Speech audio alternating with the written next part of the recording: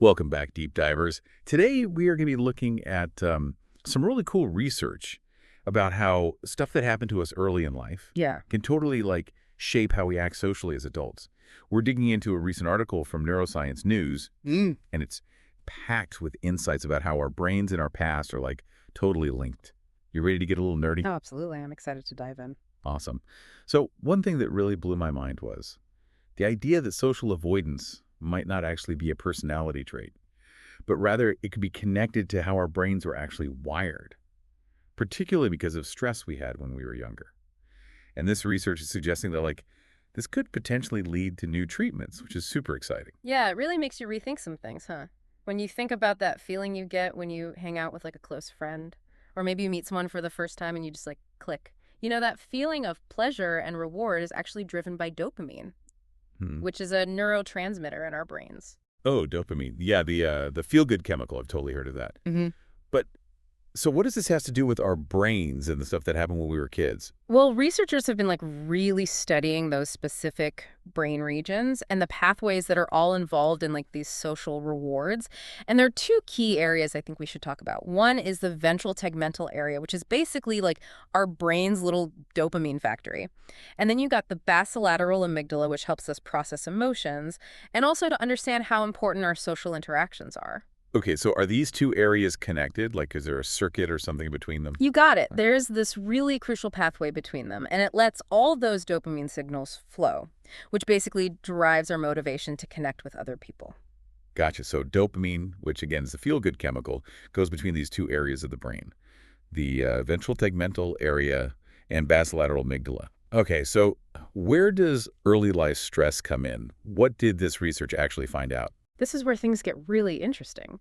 They found that if you have a lot of stress early in life, it can weaken that pathway we were just talking about. It messes up the flow of those really important dopamine signals. And then that messed up flow can affect our social motivation, which can make us way less likely to want to have those rewarding social interactions. So basically, early life stress can literally rewire the social circuits in our brains. It really can. And to figure this out, they did a pretty wild study with mice. They wanted to see if they could directly manipulate those dopamine pathways Right. and then see how it affected their social behavior. Hold on. So they did experiments on mice. What did they actually do to them? Well, they used some pretty advanced techniques to either activate or silence those dopamine pathways in the mice. Wow. Okay, so what happened to the mice after they did that? Well, they set it up so the mice could choose between either exploring a toy or hanging out with a new mouse. Kind of like having that choice, toy or new friend. Yeah, that's such a clever way to test their social motivation. So what happened? Did the mice act differently after the scientists messed with their dopamine pathways? Exactly. The mice that had a normal upbringing, no early life stress or anything, they basically acted like you'd expect, Yeah. They were drawn to the stranger mouse. They wanted to socialize. Yeah, makes sense. Mm. Less dopamine going in between those two areas means they're not as motivated to be all social. But Didn't they do more than that? I mean, they could actually manipulate those pathways, right? you got it. And this is where it gets really cool. When they activated the dopamine pathways in those stressed mice, they actually started acting like the carefree mice. They were suddenly all about interacting with the new mouse. So it's like they were able to undo the effects of the early life stress just by zeroing in on those brain circuits. That's wild. It really is. And to be extra sure, they actually did the opposite too. They silenced the dopamine pathways in the carefree mice, the ones that were normally super social. And what happened? They basically started avoiding all the interactions. They got all withdrawn, just like the mice that had all that early life stress. Wow, that's crazy. So they basically proved that if you mess with those dopamine pathways, it directly changes how social they are. That's a huge finding. It really does make you think that being socially avoidant, it might not just be a personality thing. It could actually be because of how their brains are wired. It definitely challenges everything we thought we knew about social behavior. What if we could target those circuits in humans? Could we come up with new therapies for people struggling with social stuff because of what happened to them when they were kids? Oh, that's such a good point. This research is suggesting that's actually possible, which is amazing. Imagine being able to help people who have been through some really rough stuff. Mm-hmm. And helping them overcome all those social hurdles and build real connections with people. It would be life-changing. For sure. Think about the people dealing with social anxiety. or those that isolate themselves because of trauma.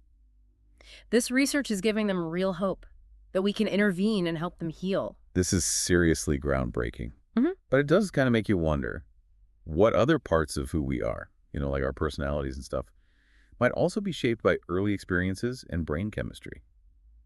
I mean, we've been talking about social motivation, but could this apply to other things too? That's what researchers are trying to figure out right now. I mean, the study was about social motivation, but the implications go way beyond that. It's suggesting that early life stress, it can have a permanent impact on how our brains work. It could affect everything, Right. from how we regulate our emotions to how we make decisions. So it's not just about, Mm, you know, mm. whether we're super social or prefer to stay in. It's about how our brains respond to the world around us. Yeah. And that's based on what happened to us early on. That's pretty deep. It really is. And to help people, we got to understand those connections. This research is still pretty new, but it's got huge potential for the future. It's a total game changer. It really shows you how important it is to address early life stress and trauma. If we can intervene early, we might be able to stop those negative impacts on their brain development and social behavior. 100%. Early intervention is key. The more we understand about these neural pathways, the better we'll be at providing support and creating environments that help kids' brains develop in a healthy way. This deep dive has been really eye-opening. We started with this article about mice and dopamine, and now we're talking about the foundation of human behavior and potentially game-changing new therapies. It's amazing how much one study can teach us and all the new questions it can make us ask. Yeah, it just shows how important science is and that we need to keep looking into these connections between our brains and our experiences and who we are as people. Totally. And the need for more research in this area.